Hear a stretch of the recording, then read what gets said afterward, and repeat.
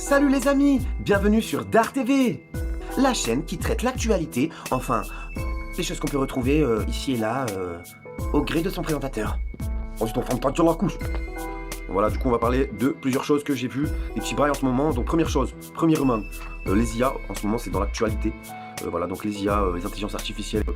Il y a ChatGPT qui est sorti, qui est au public, donc qui est accès à tout public. Donc on peut dialoguer avec une intelligence artificielle qui nous répond, et c'est assez épatant, hein, moi je dirais. Donc après, c'est pas parfait, c'est déjà pas mal, c'est déjà bien. Après, il y a Microsoft qui a intégré le ChatGPT dans son moteur de recherche Bing. Et du coup, il faut faire, c'est en phase de test, il faut faire une demande pour avoir accès à ça. Donc moi je l'ai fait, j'ai accès depuis un petit moment, c'est pas mal, ça fait des bonnes recherches, ça synthétise des choses et tout, c'est pas mal. Un peu moins créatif je dirais que le chat GPT normal.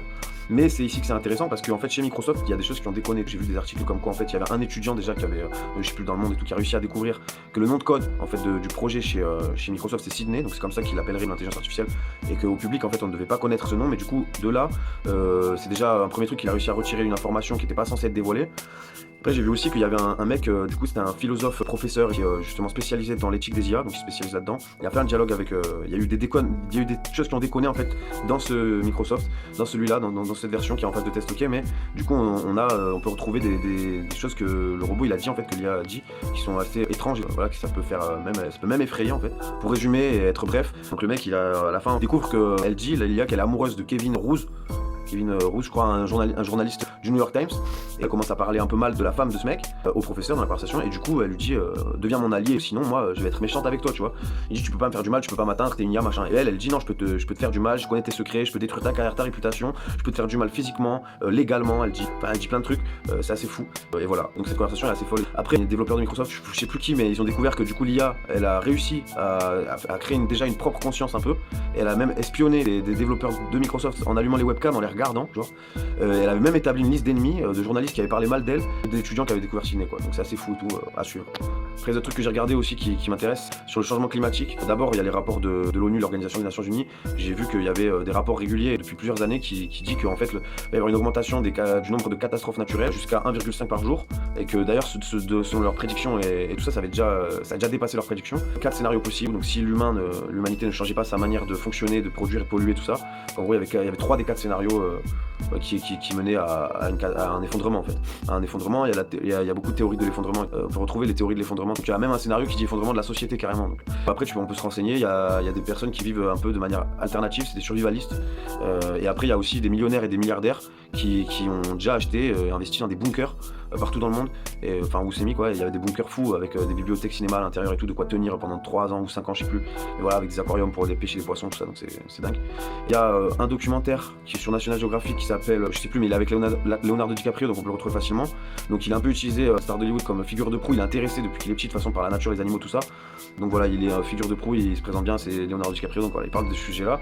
Donc c'est un documentaire en fait où on va le suivre et tout dans le monde. Il va en Inde, il va dans les pôles nord et tout ça, et il voit la fonte des glaces, il voit tout ceci, cela. Après on voit aussi qu'on apprend qu'aux États-Unis, au moment quand on parlait d'écologie et du changement climatique et tout, il y a des gros lobbies en fait, donc de l'industrie du pétrole, l'industrie pharmaceutique et tout ça, qui vont jusqu'à payer des membres du Parlement pour voter des lois en leur faveur, et du coup pas changer du tout l'industrie qui pollue et qui amène à du coup ces catastrophes selon l'ONU, et qui a même des grandes campagnes de désinformation voilà, qui critiquent, qui disent que c'est n'importe quoi et tout, que c'est pas vrai, que l'homme il peut pas faire ceci, qu'il a pas assez de force pour changer la nature et tout, et que c'est des mythos quoi en fait. Sauf que en vrai si tu vas sur le terrain, tu vois qu'il y a déjà des pays qui sont touchés, mais c'est pas les nôtres encore. Nous c'est comme si on était les derniers touchés, mais voilà, il y a l'Inde, il y a déjà des trucs avec les marées, il y a des sécheresses qui arrivent, même d'ailleurs même ici en France et tout, ils parlent de sécheresse, les nappes phréatiques elles sont vides et tout, parce qu'il pleut pas assez, et que même s'il pleuvait là tout de suite par exemple pendant un mois non-stop, ça suffirait pas. Donc voilà, il y a déjà des trucs comme ça, les sécheresses de nappes phréatiques, ben voilà, ça va empêcher les récoltes et tout, donc possible que plus tard, comme nous on nous a dit le chauffage, il y ait des régulations d'eau en fait, bientôt, c'est possible. Et voilà, après il y a d'autres trucs, hein. Ils ont montré qu'il y avait des mètres de glace qui avaient vraiment fondu et tout ça, et que ça jouait sur pas mal de choses et tout, parce que ça monte les eaux et tout, du coup ça va toucher même la Floride. Par exemple en Floride, ça peut bousiller la vie, ça peut la prendre, tu vois. L'eau elle peut venir et ça fait des grosses inondations et tout. Et en plus Marseille aussi, il y a des trucs qui s'en parlent, voilà, les villes qui sont proches de la mer, voilà. Et aussi du coup ça me fait penser au film aussi de Leonardo DiCaprio là, qui est sorti sur Netflix, qui est Don't Give Up ou un truc Don't Eyes Up ou je sais plus, enfin film là où en gros il y a une météorite qui vient sur la Terre, il le découvre, tout le monde le sait mais tout le monde s'en fout et du coup c'est la fin du monde. En vrai c'est un peu pareil, c'est une métaphore et tout mais voilà tu sais genre il y a des catastrophes, tout le monde le dit et tout, c'est des rapports et au final tout le monde s'en fout quoi, enfin on n'agit pas trop, donc voilà. Et après, troisième point que je parle brièvement, en vrai, c'est la guerre en Ukraine et tout. Donc, dernière nouvelle, la Chine, enfin, selon la CIA des États-Unis, la Chine, elle voudrait s'allier avec la Russie en donnant des munitions. Tout ça parle de drones explosifs. La Chine, elle a démenti. Elle dit que sa position, elle est claire et tout. Donc, sur ça, c'est qu'elle est neutre, elle a pas trop agi. Donc, voilà. Mais en vrai, en 2022, les commerces entre la Russie et la Chine, ils ont augmenté quand même de 30% presque. Donc, c'est des signes. Et après, si jamais la guerre, elle peut être de manière. De plusieurs formes, hein. Ça peut être une cyberguerre, ça peut être du coup des armes aussi, hein, parce qu'il parle de drones explosifs. Il y a des missiles, il y a du gaz qui peut être déployé. Du coup, il y a de l'espionnage, les drones et tout, on a vu les ballons, machin, tout ça, les trucs. Et après aussi, je me dis, je reviens si c'est une cyberguerre. Aujourd'hui, il y a beaucoup de choses qui sont gérées par l'informatique, hein, l'électricité, l'eau et tout même. Donc voilà, il suffit qu'il y a un pays qui se fasse hacker, en fait, ça le ruine. Il n'y a plus d'eau et tout, c'est un truc de fou. Il y a plein de trucs de logistique, j'imagine, qui sont gérés par l'informatique, c'est abusé. Et après, il faut faire attention aussi aux informations et tout, et les désinformations qu'on reçoit, parce qu'en vrai, nous, on est en plein dans une guerre de la désinformation, et de l'information, justement, où on sait qu'au final, la plupart des journaux et des médias, en fait, ils sont quand même appartiennent aux grands groupes ou aux milliardaires. On imagine tous quand même, la ligne éditoriale, elle est un peu influencée par tout ça. D'ailleurs, par exemple, Macron et tout, quand il a été la première élection présidentielle, il a eu beaucoup plus de couverture que tous les autres candidats, donc mine de rien, ça joue, en fait, ça joue sur beaucoup de choses.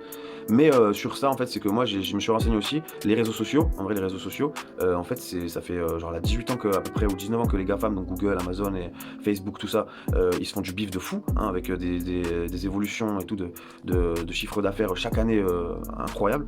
Là, vu qu'on arrive à l'ère de l'IA et tout, il y a une nouvelle technologie qui arrive et tout, donc ils sont un peu en ralenti et tout, ils essaient de se changer. Meta, donc Facebook et tout ça, ils ont essayé de faire le métaverse, investir là-dedans, mais finalement, c'est pour l'instant l'intelligence artificielle qui est arrivée à prendre le truc, quoi, pour l'instant, qui est là et qui joue l'enjeu. Donc tout le monde essaie de développer son intelligence artificielle. Et moi, j'ai appris que en fait, les réseaux sociaux, c'est prouvé en fait scientifiquement que ça joue beaucoup sur la dopamine dans le cerveau en fait, et qui est l'hormone du plaisir et qui fait réfléchir aussi, donc qui nous stimule, mais que c'est une hormone qu'on va sécréter genre quand on fait du sport ou quand on fait des balades, quand on a du plaisir. Et du coup, en fait, les likes et les commentaires, en fait, tous les trucs, les réactions, ça nous propose de la dopamine, ça nous rend un peu dépendant. Et genre, ils sont allés jusqu'à développer les réactions et tout, parce qu'ils récoltent beaucoup de data en fait sur nous. Ils adorent qu'on réagisse à des choses. Donc, même les réactions Facebook, maintenant il y a wow, tout ça, vous avez vu depuis longtemps, mais voilà.